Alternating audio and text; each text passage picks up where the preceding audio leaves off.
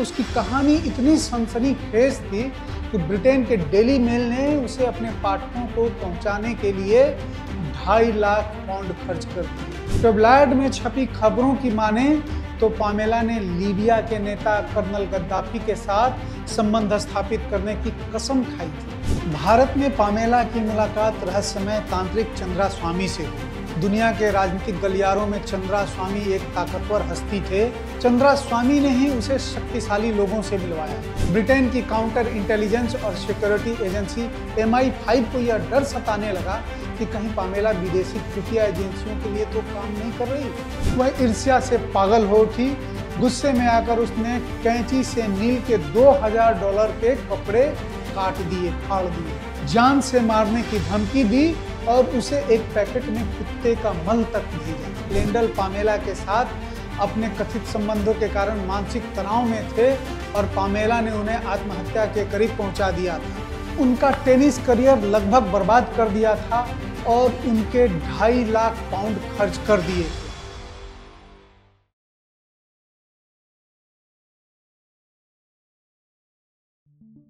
आज हम आपको कहानी सुनाएंगे एक लड़की की जो हरियाणा के एक मध्यवर्गीय परिवार में जन्मी थी। 20 साल की उम्र में उसने मिस इंडिया का ताज अपने सिर पर सजा लिया।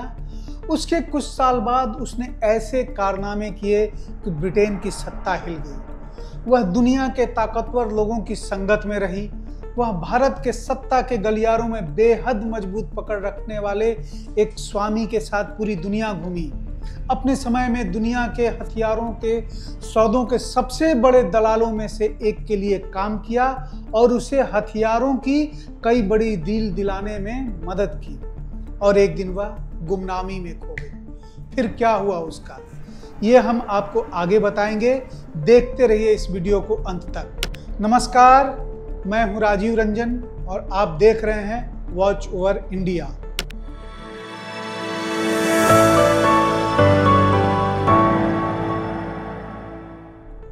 यह कहानी है पामेला बोर्ड्स की। एक खूबसूरत चेहरा, एक रहस्यमयी जिंदगी और एक ऐसा नाम जिसने खूब सनसनी पैदा की। ब्रिटेन के कई अखबारों ने उसकी कहानी को खूब मिर्च मसाला लगाकर परोसा और दुनिया को सभ्यता का पाठ पढ़ाने वाले अंग्रेजों ने उसे खूब चटखारे लेकर पढ़ा।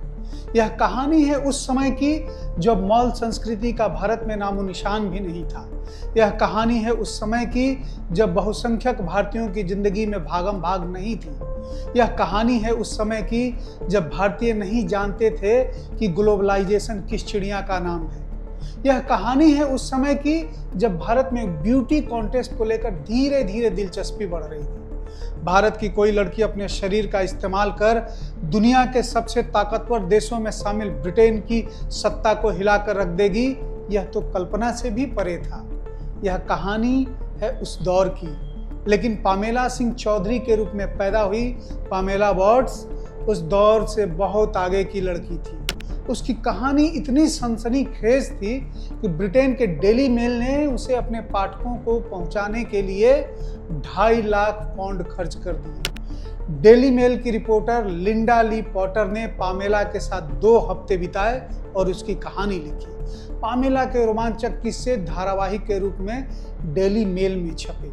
दरअसल कुछ दिन पहले मैं एक रेफरेंस ढूंढने के क्रम में अपना पुराना ब्लॉग देख रहा था कि अचानक मेरी आंखों के सामने मेरी ही एक पुरानी स्टोरी आ गई। उसमें दुनिया के पूर्व number 1 tennis player Ivan Lendl और पामेला के संबंधों का जिक्र था। अचानक मुझे ख्याल आया कि पामेला की जिंदगी की दिलचस्प कहानी आप लोगों के साथ भी शेयर करनी चाहिए, तो मैं ये वीडियो बना रहा हूँ। बहरहाल कैफियत के बाद आगे बढ़ते हैं। 1961 में जन्मी पामेला सिंह चौधरी एक साधारण मध्य वर्गीय परिवार से थी। पिता महेंद्र सिंह चौधरी इंडियन आर्मी में मेजर थे। वह एक वॉर हीरो थे और 1962 की भारत चीन की लड़ाई में वीरगति को प्राप्त हुए थे। तब पामेला के जन्म को महज कुछ माह ही हुए थे। माँ शकुंतला ने उसका लालन पालन किया। पामेला के अंदर एक अलग ही आत्मविश्वास था। कॉलेज की पढ़ाई के दौरान उसकी सुंदरता और व्यक्तित्व ने लोगों को अपनी तरफ आकर्षित किया और 1982 में उसने मिस इंडिया का ताज जीत लिया। देश की सबसे खूबसूरत महिला बनकर उसने अंतर्राष्ट्रीय मंचों की ओर कदम बढ़ाया। पर यह सफर केवल सौंदर्य तक सीमित नहीं था।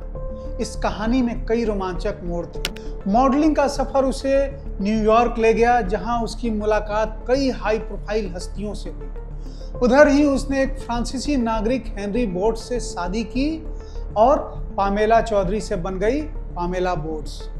यह शादी ज्यादा समय तक चली नहीं, क्योंकि पामेला एक आम घरेलू औरत की तरह रह ही नहीं सकती थी और यह बात उसके पति हेनरी बोर्ड्स को पसंद नहीं थी। विवाह के बाद पामेला ने यूरोप में रहना शुरू किया और न्यूयॉर्क, पेरिस जैसे फैशन हब में मॉडलिंग करने लगी।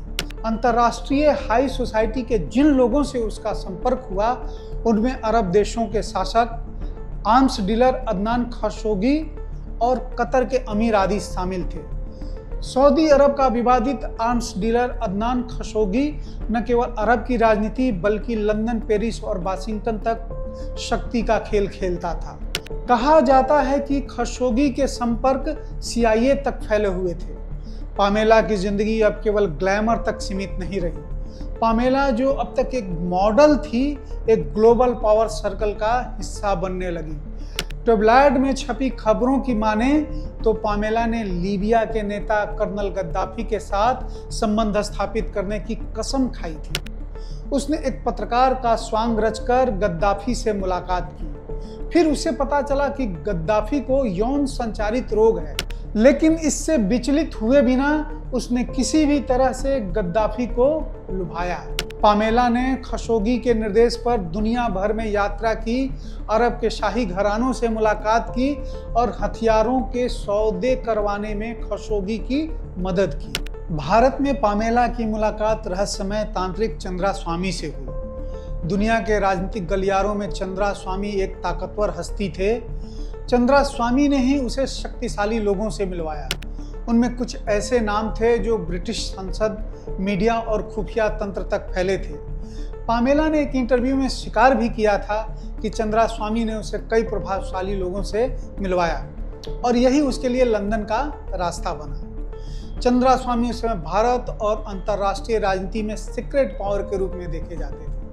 वे भारत के तत्कालीन प्रधानमंत्रियों, मध्य पूर्वी राजाओं और विदेशी तानाशाहों के आध्यात्मिक सलाहकार माने जाते थे। ब्रिटेन में पामेला ने एक टोरी सांसद यानी कंजर्वेटिव पार्टी के सांसद डेविड शॉ के रिसर्च असिस्टेंट की नौकरी की, लेकिन जल्द ही खुलासा हुआ कि वह एक हाई प्रोफाइल एस्कॉर्ट भी थी, जिसके संबंध ब्रिटिश सत्ता के शीर्ष नेताओं, पत्रकारों, विदेशी खुफिया अधिकारियों से थे। जब एक पत्रकार ने पामेला से सेक्स के बदले पैसे की डील का दावा किया, तब ब्रिटिश मीडिया में भूचाल आ गया। पामेला का नाम लीबियाई खुफिया एजेंसी से भी जोड़ा गया। ब्रिटिश संसद में सुरक्षा को लेकर सवाल उठने लगे। ब्रिटिश मीडिया ने खुलासा किया कि पामेला एक हाई प्रोफाइल एस्कॉर्ट के रूप में काम कर रही थी, जिसके संबंध ब्रिटिश सत्ता के शीर्ष स्तर के लोगों से थे। उसके संबंधों के दायरे राजनेताओं, पत्रकारों, जासूसों और अरब व्यापारियों तक फैले थे। ब्रिटेन की काउंटर इंटेलिजेंस और सिक्योरिटी एजेंसी MI5 को यह डर सताने लगा कि कहीं पामेला विदेशी खुफिया एजेंसियों के लिए तो काम नहीं कर रही। पामेला स्कैंडल की वजह से कंजर्वेटिव पार्टी के सांसद डेविड शॉ को भारी राजनीतिक दबाव का सामना करना पड़ा। हालांकि उन्होंने तुरंत इस्तीफा तो नहीं दिया, लेकिन उनके राजनीतिक करियर की साख को गहरा धक्का पहुंचा और बाद में तो वे संसद से बाहर ही हो गए। हाई प्रोफाइल लोगों तक पहुंच बनाने का पामेला का तरीका बहुत ही दिलचस्प था। डेली मेल को अपनी कहानी बताते हुए उसने यह खुलासा किया था। उसने बताया, मुझे किसी आदमी की फोटो लेना और उसे लंबे समय तक देखना पसंद था, ताकि उसके भीतर के आदमी को ढूंढा जा सके। फिर मैं महत्वपूर्ण व्यक्तियों की सूची में उसका नाम ढूंढती थी और उसकी हॉबीज के बारे में और अधिक रिसर्च करती थी। फिर खुद उन हॉबीज को अपनाने की कोशिश करती थी। अगर वह घुड़सवारी करता था तो मैं भी घुड़सवारी करती थी। अगर वह शूटिंग करता था तो मैं भी शूटिंग करती थी। डेली मेल से उसने कई दिलचस्प खुलासे किए। पामेला को एक आदमी को दूसरे के खिलाफ खड़ा करने में भी मजा आता था। इसका उदाहरण ब्रिटेन के दो प्रमुख संपादकों के साथ उसका दोहरा रिश्ता था। एक थे संडे टाइम्स के सफल कुंवारे संपादक एंड्रू नील और दूसरे थे ऑब्जर्वर के संपादक डोनाल्ड ट्रेलफोर्ड। अब जरा देखिए उसने एंड्रू नील को कैसे शीशे में उतारा। नील लंदन के एक फैशनेबल नाइट क्लब ट्रम्प में एक ग्रुप के साथ बैठे थे और जोशो खरोश के साथ राजनीति पर बहस करते थे। उनके साथ एक श्रीलंकाई लड़की थी जो उनकी साथी थी। पामेला ने सोचा देर सवेर वह लड़की टॉयलेट तो जाएगी ही, फिर मैं नील के पास चली जाऊंगी। जब श्रीलंकाई लड़की टेबल से उठी तो पामेला नील के बगल वाली कुर्सी पर जाकर बैठ गई और उसके कान में फुसफुसाकर कहा, मुझे तुम बहुत आकर्षक लगते हो। जैसी उसने उम्मीद की थी इस बात का वैसा ही असर नील पर हुआ और इस तरह पामेला ने नील को शीशे में उतार दिया। पामेला को नील से प्यार नहीं था, लेकिन उसके जितने भी रिश्ते थे उनमें से इस रिश्ते को वह सबसे ज़्यादा अहमियत देती थी। नील ब्रिटेन की हाई सोसाइटी में उसका एंट्री टिकट था।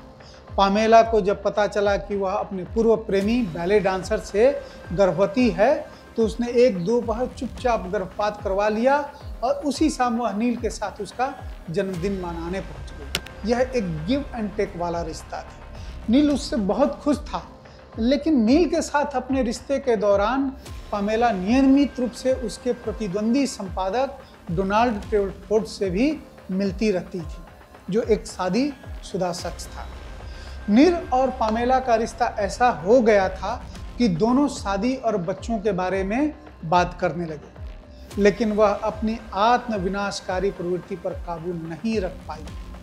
वह दो सीक्रेट वीकेंड बिताने के लिए पेरिस चली गई, एक अपने पूर्व ब्राजीलियाई प्रेमी के साथ और दूसरा कर्नल गद्दाफी के चचेरे भाई तथा सीनियर लीबियाई खुफिया एजेंट अहमद गद्दाफी अल डायम के साथ। नील और पामेला के रिश्ते की जिस तरह से तूफानी शुरुआत हुई थी उसी तरह से यह रिश्ता 3 महीने में समाप्त भी हो गया। नील के फ्लैट पर पामेला ने आंसर मशीन चालू की और उसमें दर्ज संवादों से इस निष्कर्ष पर पहुंची कि नील ने किसी दूसरी महिला से नज़दीकियां बढ़ानी शुरू कर दी।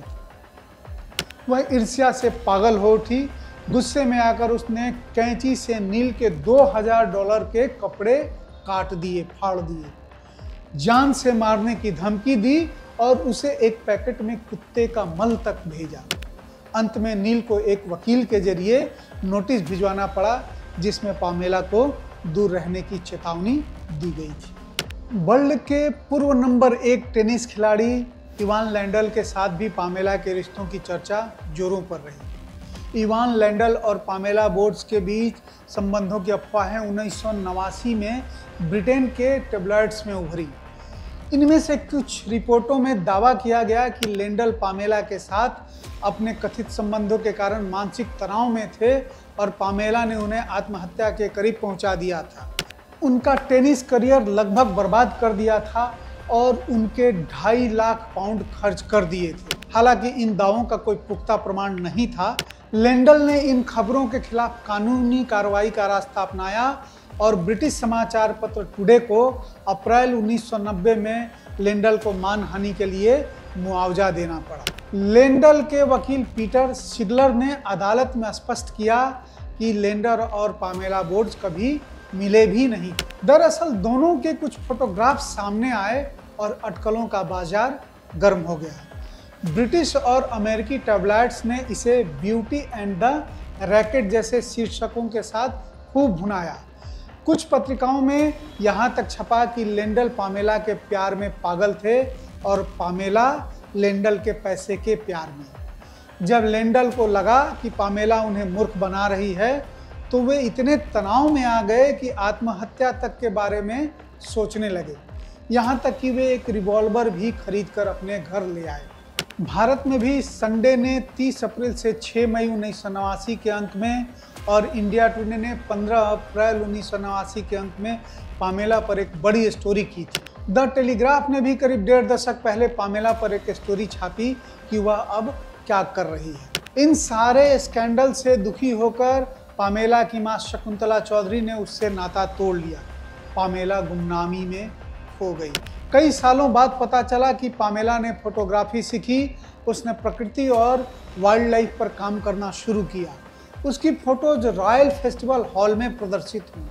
अब वह खुद को कैमरे के पीछे रखना पसंद करती है। 2010 में द टेलीग्राफ ने खबर छापी, पामेला गोवा में एक शांत जीवन बिता रही है। वह नेचर फोटोग्राफर बन गई है और हिमालयन क्लाइंबिंग क्लब की सदस्य बन गई है। वह योग तथा ट्रैकिंग में रुचि रखती है। पामेला शायद अब भी गोवा में ही है और अब सुर्खियों में रहना पसंद नहीं करती। उसकी ज़िंदगी 180 डिग्री घूम गई। उसकी कहानी है एक ऐसी लड़की की जिसने ग्लैमर, महत्वाकांक्षा, सत्ता और साजिशों की मृग मरीचिका से निकलकर जीवन की वास्तविकता को पहचाना और अंततः खुद को ढूंढ लिया। तो इस वीडियो में इतना ही। वॉच ओवर इंडिया पर फिर मिलेंगे ऐसे ही रोचक किस्सों के साथ। ये कहानी कैसी लगी हमें कमेंट बॉक्स में ज़रूर बताइएगा और आपसे आग्रह है कि वीडियो को लाइक कीजिए, शेयर कीजिए और हाँ, चैनल को सब्सक्राइब जरूर कीजिएगा। नमस्कार।